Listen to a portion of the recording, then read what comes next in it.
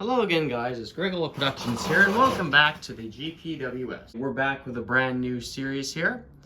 Now, a while ago, I uploaded a video called The Workhorse of Westclox. I can't remember what the heck it was titled at the moment. Each episode of that series has its own title. Well, will have its own title, depending on when you're watching this. As of right now, I've only got part 0 of The Workhorse of Westclox uploaded right now. The Workhorse of Westclox series is all about the Style 66 movement that Westclox made from 1930 to, I want to say it ended in 1964, but that's not actually true. So, more will be said about that if you keep your eyes open and actually watch for the part 1, the official part 1 to come out. Also involved in this documentary series is Pin Palette 20. We've each got our own separate roles in this series here. I am doing America and Canada in the 66 realm, and he is doing UK, Brazil, Mexico. I don't know, well, that's how it is right now. Things may possibly change here.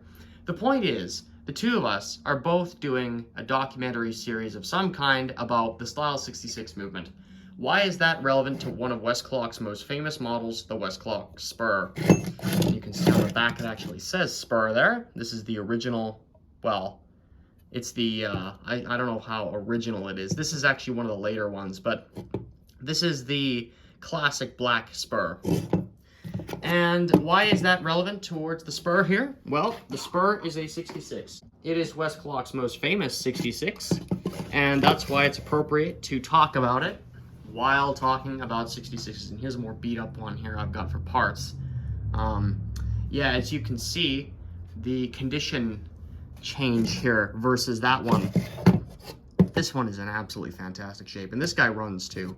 But you wouldn't leave your car for 50-some plus years and never service it, so why are you doing it to your alarm clock? You know what I mean? This clock, I have no idea if it's ever been worked on. This one probably has never been worked on. I don't know if it's going to get its own series or not. Probably not, but even I think this one's a little older, actually. Interesting. The reason I say that is because usually the later ones have a hole in the knob, from what I've seen, and they've also got this style of base. The earlier ones did not have... wow, this base is really pathetic on this one, actually. All the rivets are loose. Oh, that's a shame. Yeah, that one's sitting way too far back. Anyway, the point is the original Spur did not have this base that these two have, so this is probably, these are probably, well, this guy's probably from the late 40s and this guy's probably from like the early 50s. I would not be surprised.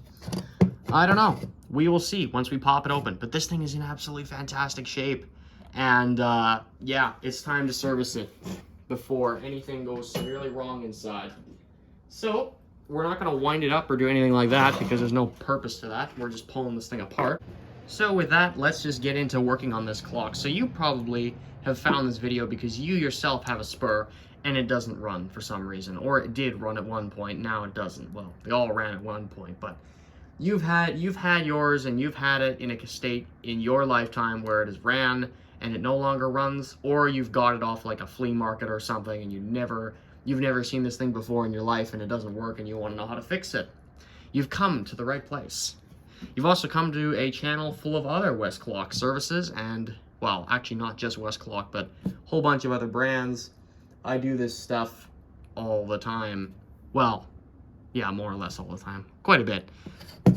If yours had a stripped screw like mine did, yeah, this thing, I was going to service this thing in like 2019 or something like that, but never got around to it because this screw on the side here was actually stripped and I couldn't get the case apart.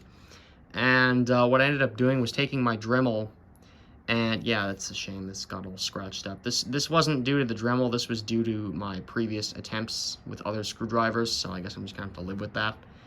Unless I want to repaint it, which I really don't. Anyway, this screw got totally, somebody at some point totally messed that screw up, and by the time I had it, yeah, I tried to get in, but it was totally stuck. Took a Dremel, took one of the wheels, I'll show you which one it was later, and cut a new slot in this thing, or cut a deeper slot, and kind of tried to make it into a Phillips head here too a little bit at the same time. That didn't really work. It was just kind of a matter of making the slot as deep as I could make it and then jamming my screwdriver in as deep as I could. Obviously, right now it's loose because I don't want to. This screw is totally like, I don't know if I can do anything to repair that. The screws are common enough to where they can be replaced fairly easily. I might try and fix that. I don't know. That's a fairly ugly looking screw though. This is how they're supposed to look. Oh boy, let's actually do this now. Okay, so what you do to actually get one of these guys open is there's 4 screws here. One of them missing for some reason. I'll have to find one. If yours is missing more than 1 screw, yeah, probably try and find a replacement. If not, well, then, you know, it's up to you what you want to do with it. But this is just kind of nice for alignment's sake. Anyway. So there's our winding key. Yeah, they just unscrew backwards. If you haven't figured it out already, these are mechanical clocks that, you know, you have to wind them to make them work. And they run with oil. They are a mechanical device, so there's oil inside. The oil expires after, like, I don't know. People love to debate about this, but my current thinking is you probably want to service your clock every 5 years. That's a nice round number to use. 5 years, if not more. Some people like to go 10. I don't know, unless you have some fantastic oil or something, which I don't know about. I don't know about myself. I use Liberty oil, but we'll see that later. I don't know. Oil is an interesting subject, but if you want your clock to run for the next 5 years or so, and then you'll have to do this again in 5 years, follow my tutorial. Fair enough. Or unless you have some other type of fantastic oil that, yeah, you can see I'm just getting off topic, guys. Look, you want to fix your spur. Let's get into it. Okay. Oh, by the way, we're in my garage because this clock has a luminous dial. Yes, if you've never heard of the Radium Girls or what happened in New Jersey, look it up. That's a real tragedy that happened. Basically what happened was, and I'll do a very, very short version of it, to make clocks actually glow in the dark, and I believe this guy glows in the dark still. To make these clocks glow in the dark, in the 1920s, someone came up with a radium zinc sulfide paint called Undark. Undark was used to, and you guessed, actually no, I'm sorry, I got my years wrong. This was in the First World War to make pocket watches and wristwatches glow in the dark so soldiers could see, you know, in the dark what time it was. That could be critical for an operation or whatever they were doing. So this got, that whole Undark paint was first used on those wristwatches and pocket watches, and it did not take long to get over to alarm clocks as well, because hey, it's a fancy new glow-in-the-dark paint, and hey, it's dark at night. People want to see the time at like 4 a.m. Well, here's your clock that glows in the dark. The paint doesn't really work now, though, just because of its age. The radium has mostly eaten the zinc sulfide on a lot of these clocks, so they don't glow, they're just radioactive. Yeah, that's a darn shame. At least if it was radioactive, at least it would glow, but this one kind of glows, not very well, though. Anyway, this paint, you don't want radium in your system while working on one of these. You don't want to touch the hands with your bare hands. Get radium somehow, I don't know, whether you breathe it in or just touch it with your bare skin, or somehow it gets on your finger, in your fingernails or something, and then you end up accidentally eating it somehow. You know, you do not want, I mean, the Radium Girls, they'd take their paintbrushes, dip it in radium paint, paint the hands, paint the numbers, and yeah, they were eating tons of paint and their bodies basically fell apart. As for a clock of this age here, this is from the 40s or early 50s, they were still using radium paint, but it wasn't as radioactive, I think. Don't quote me on that. I need to do more research into that myself. But anyway, yeah, radium paint, be careful with it. Look up, do your own research on your own time about the Radium Girls and look up what happened there. I'll do more videos on it, I'm sure, in the future, but right now, we're going to use a safety precaution. We're in my garage. I've got a special table I have just for working with radium stuff. Those blue gloves I really need to throw out because those are single-use, what are they even called? Oh my gosh. You get the idea. I use these, and I also use dust masks when I'm working on these things. I don't want to breathe any of that in. I don't want to contact it with my skin. I don't want any of that. And as you can see, I'm on a separate work surface compared to that one over there where I work on luminous dials. That's all that stuff there does. Only taking apart movements and only using those tools for luminous hands and luminous dials. That's it. I don't use it for working on the movement or anything like that. I just have some spare screwdrivers and stuff lying around that I can, you know, don't really care that much about, and if radium gets on them, then I don't really care. Greg, how do you dispose of the gloves when you're done using them? I don't know if throwing them in the garbage is that good of an idea, because there might be radium on them, but I don't know. I don't know what I'm going to do with that right now. Viewers, I'll keep you all posted. For right now, it's all just sitting there in a pile. Keep in mind that unless your radium paint is like totally falling apart everywhere, which this isn't, and most of the clocks that I work on, the radium paint is still very stable, it's not going to get all over your gloves, okay? That isn't just one giant massive pile of radium over there. I'm sure there's little bits and pieces of dust on there, but that's about it. You know, it comes off in very small increments. Okay, so that's the point, you know, big safety meeting. We don't want to get cancer. That's the bottom line. Okay, what are we doing now? Let's just shut the alarm off here. Okay, what can we do now? Let's take our screws out. Yeah, this is how it comes apart, because this was designed to be worked on fairly regularly too, guys. So don't just do this and leave it for 25 years and then just never work on it, or never work on it again. Don't just do this once and then leave it for 50 years here again. Oh, it's an old clock. Look at how great it runs after 50 years of me not doing anything with it. I'm not making fun of you, viewers, don't worry.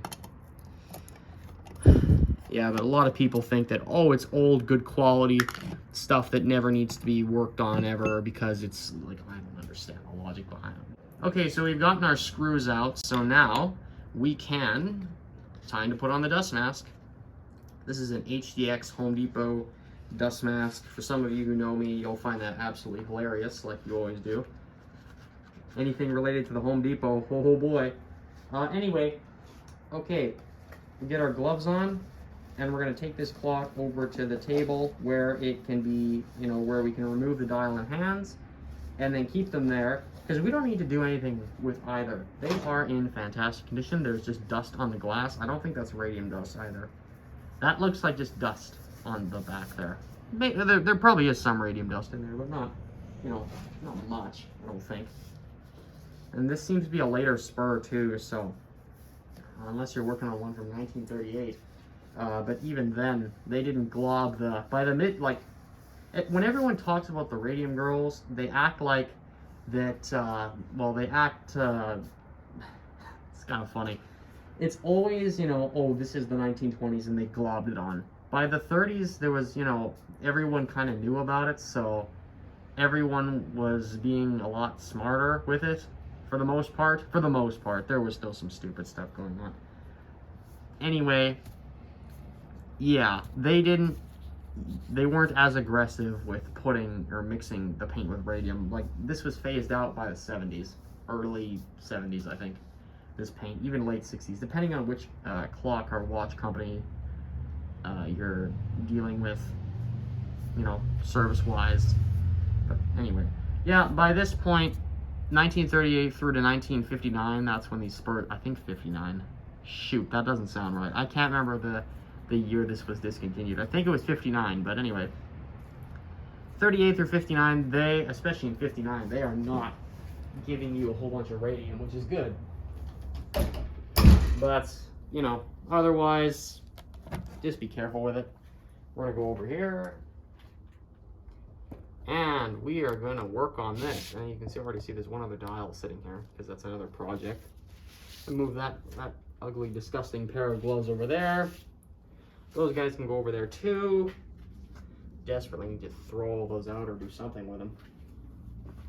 There should be, unless you're in a small town, there should be an area in the city where you can dispose of radioactive materials. At least in Canada there is. Yes, this is where this is being filmed.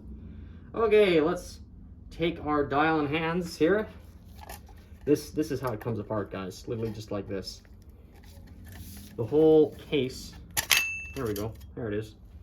Just comes apart like that. That doesn't need to go on the table. Piece of glass, don't smash the glass. Now we got radium on our hands. No pun intended. I'm gonna flip the glass, put it over there. Let's see if this will... Oh, you know what? I am not smart. Oh, that was dumb. Okay. Yeah. You know what, guys? You should actually take the movement, like, fully out of the case. Okay, you know what? I'm just gonna quickly undo those screws. And then, yeah, just quickly undoing the screws. There's 4 screws on the back there. They hold the movement to the case. Just quickly undoing those. Because we don't want too much radium on our hands. I know I'm hilarious, guys. Oops. Okay. Literally just unscrewing it just like that. Yeah, I did that poorly, guys. Sorry. And that button on the top, that doesn't actually come out, so just leave that. Oh, we're ringing. Okay. Okay, now we've got our brass movement, and we can take our dial and hands off. So don't put your hands in the hairspring, guys. By the way, talk about that more later. Let's see. Is it gonna come off nicely? Nope. Okay. Okay. How do we? We're gonna take it off in one way or another. Generally, what I like to do in this situation, let's put this here. What I like to do in this situation is take a piece of cardboard with a slit cut in it, or with a V shape like that. Stick it over top of the hands, and just put it over our minute hand. Sorry, there is no seconds hand on this clock. There we go. Now that's under there. Take a piece of plastic like that. Take that there. And we just pry up on our hands. Over top of the cardboard, that is, guys. I should have turned the light on. Whatever. Oh, come on. Oh my gosh, why? Okay. Gee, I love this tripod so much. Okay, we're gonna just keep going. Actually, I might go grab, well, I don't know, if I can't see what I'm doing, that's a major problem. I can kind of see, it's a bit dark. Oh, come on. Yeah, these hands are pressed on nice and tight sometimes too, so that's good. I'm just trying to think of what's the best way to pry. Obviously, guys, you don't want to scratch the hands up as you're doing anything. Yeah. I think that's probably the safest way.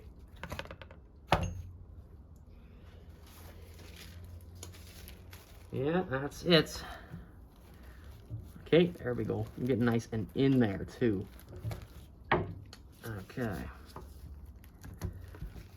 Oh, come on.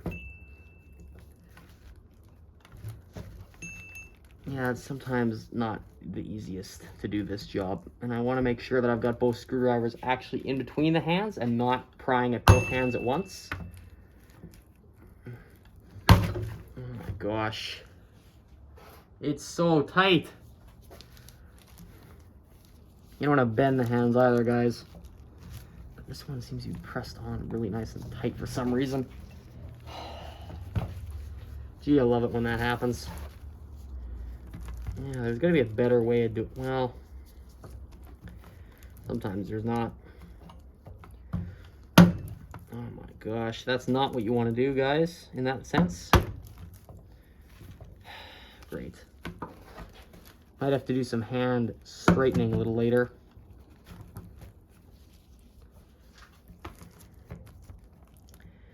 Taking 2 of these guys and just prying up.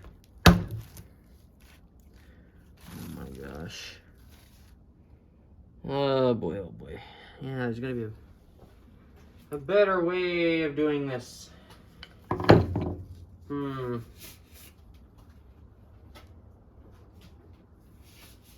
Usually this is how I remove hands. Usually they're not on that tight. Usually. Okay. Let's get a new pair of gloves.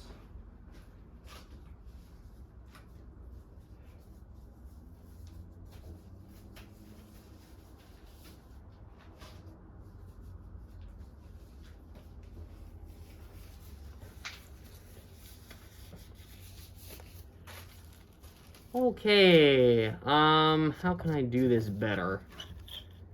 Sometimes they want to come off nicely and sometimes they don't. This appears to be one of the latter. I'm going to try this one more time with some better lighting and just see where we're at here. Get that nice the better lighting is really helpful, but I don't know. I'm using my phone light, by the way, guys. You also don't want to pry too hard up against the dial pan. You don't want to snap it. Oh my gosh. See, this is not what you want to have happen. Oy, oy, oy. That is tight. I'm just going to try it. Oh, yikes. I don't want to destroy the hands, guys. At least the paint isn't flaking off. Nothing bad happening that way. What's a better way to go at this? Yeah, it's on as tight as they come, I think. A hand remover is sometimes absolutely, like, you know, a must-have. Sometimes. I try to not get them because then it kind of takes away from the, oh, it's the guy in his basement working on it, you know? Because none of you guys are probably going to have a hand remover unless you're a professional clock or watch maker, which by that point you're probably not even watching this video. Yeah. How can we do that better? So we're not prying the hand off. Because I'm just, you know, like I'm just flicking it with my screwdriver and possibly scratching it on the bottom there. That's rough. It's always the minute hand too. Again, never removed, so why would we? Oh, for pity's sake. Okay, I'm just gonna take my handle and just push that back down again. Whoa. Actually, I think we flattened it. That's a good way of flattening. That's a good way of flattening hands after you bend them, viewers. Take the butt end of your screwdriver and just... That's okay. That's interesting. We just discovered that. How can we do this?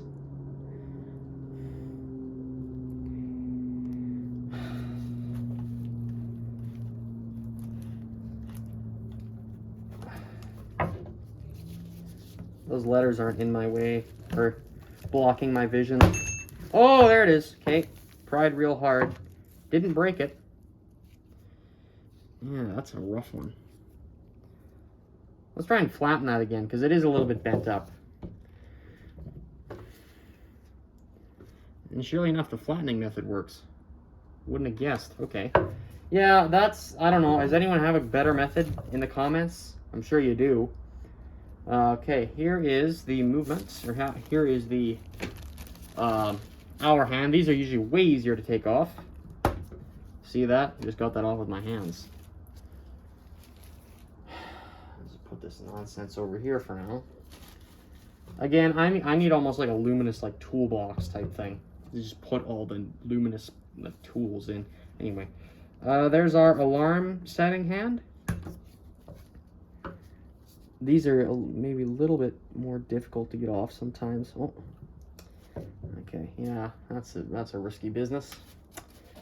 The alarm hand needs to come off. Don't worry, viewers, usually not everything is as tight. Okay, I'm going to try and do that with it. There it is. Did I just scratch that? Did I just scratch the dial? I think we did just a little bit. Oh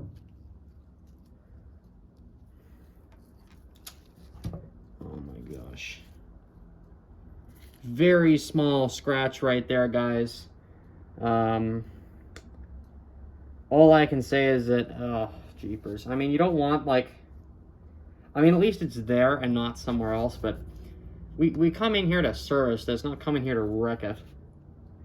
That screwdriver method sometimes, I don't know, it's a bit risky. Usually it works, but sometimes, you know, this will happen. I should have been watching. That also was my fault. I wasn't watching entirely how I was going at it, and it just slipped. shoot. Okay, well, it is what it is. Yeah, that is not, at least you can learn from my mistakes, guys. Watch very closely what you're doing up here, because you can very easily scratch that. Here's the 66 itself. Just in case, here's where I actually know what I'm doing more. Here is the part where you should probably grab a paper towel, and just in case it has any radium dust on it anywhere, wipe it off. You know, I'm actually doing this. I'm going to do it barehanded, so I'm going to take my gloves off now and take a paper towel and give kind of this thing a little bit of a wipe down. That's mainly on those knobs. And then, yeah. I'm just looking at this thing as I'm going here. The pivots don't seem to be too bad. We'll check it out in a minute. We'll look at that more in a bit. Okay. That's probably good. Again, just, you know, just like this. I should really throw that piece of paper towel out at this point, but... Okay, let's go downstairs and work on it. Alright, viewers, so here we are in the basement. We are inside now, and we can continue with this. But first thing we're going to do is actually end the video here, and we're going to continue with it in the next part, because I don't want super long videos here. And just, I know I've been leaving all of you in suspense here. I've just noticed there's a fingerprint there. Some people have very oily hands where they just actually leave that stuff there and it'll corrode. Let's see if that'll come off if I just wipe it. I wonder if it will. Is that some old oily... How in the world... No, that's not coming off. Other dirt is coming off. That's not coming off. Interesting. Yeah, I'm not sure really how to remove that. I don't know if there even is a way to do that. As I said, viewers, I've never worked on this clock before, so that is not mine. Okay, so someone has probably serviced this in the past. This movement was built... When did we build here? Hold on. Oh, there's our date code right in there. 1954... I see a 454 in there. So that would be April of 1954. Interesting. And there's our very... I see there's absolutely no oil in that balance cup there. That's good. Right in there. There's no oil in there. Interesting. Big ball of hair there. All this oil that is still here, as you can see, it's very... It's gone black, and it's not particularly good looking. Yeah, this clock is totally not being... The oil is not doing its job at all. Time for a service. Now, the 95% of you, when you have one of these things, you're going to find that your spring is wound up all the way, and your clock won't even want to run. This one wants to run. That's fairly uncommon, actually. Most 66s do not want to run. Even if you wind them up, they will still not run in this condition because they have not been serviced. Obviously, this one has been at some point, and it's still on the tail end of enjoying said service. But, you know, it's time to... I mean, look at all the dust in this thing. That probably has not been for over 35 years. You know, that probably happened 35 years ago. Wouldn't be surprised. So, how do you let the mainspring down? Because you don't want to take this thing apart and this thing blows up in your face, because... And that actually goes for both of them. Usually the alarm spring, you can probably play around with that. Let that down somehow. What I would do, I've got kind of two ideas. You could probably take the balance wheel and hairspring out, which we'll cover in the next episode. Or the pallet fork. And then what you do is you'd unscrew this screw here and this screw here, and then try and pull the plate up a little bit. We take the bell off too. The plate would be pulled up, try and let the pallet fork fall out, and then just slowly let the spring down that way. There's no spring click in these Canadian models. If you have an American model, then you are in, well, I'm pretty sure at that point you can just, you know, actually do it with the click and then just let it down normally. You'd push the click up and have your key or whatever on the end, or let down key on the end of the shaft here, and then it would just unwind. But there's no way to do that on a movement like this. In Canada, we never had the conventional spring click style that literally every other type of clock has, except for these ones, because that's a cost-cutting measure. Oh my gosh. Anyway. What will they think of next, viewers? What will they think of next? I'll tell you what we'll think of next. We'll think of the next part of this series. We will get into this more in the next episode, and we will get this guy running if all goes to plan. I hope you guys enjoyed what was the first part of this episode. Definitely aimed at people who've never worked on these before. I'm sure there'll be new people coming to the channel and seeing this for the first time, because this is the only Westclox you have or have had any experience with in the past. So, anyways, guys, whether you're new or old, thank you for stopping by, and I will see you in the next episode if all goes to plan.